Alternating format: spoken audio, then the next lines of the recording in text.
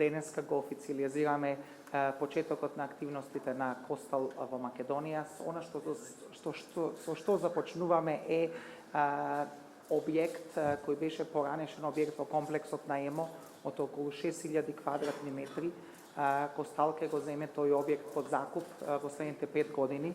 Во тој објект ќе се реновираат многу од сите оние потребни активности за да се адаптира објектот за нивните потреби и паралелно со тоа некаде од средината на идната година ќе се започне со градбата на објектот во технолошко-индустријската развојна зона во Охридско-Струшкиот регион.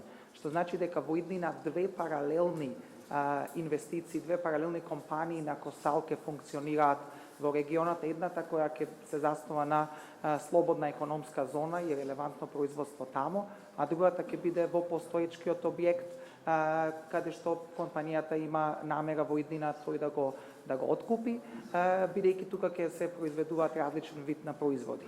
За оваа инвестиција голема група на луѓе беа вклучени во целиот процес. Алек беше тој што прво контактира со компанијата, потоа ние како Дирекција за технолошко-индустријски развојни зони активно се вклучивме во сите оние потребни активности да се стигне до овој момент и нормално понатаму ќе ги продолжиме сите потребни работи за да се дооформи индустријската зона. Ова ќе биде прва таква индустријска зона според новите ингеренции кои ги имаме добиено за адаптирање, реновирање и за менаџирање со индустријска зона каде што компаниите освен Костал ќе имат можност да влезат во Охридскиот регион.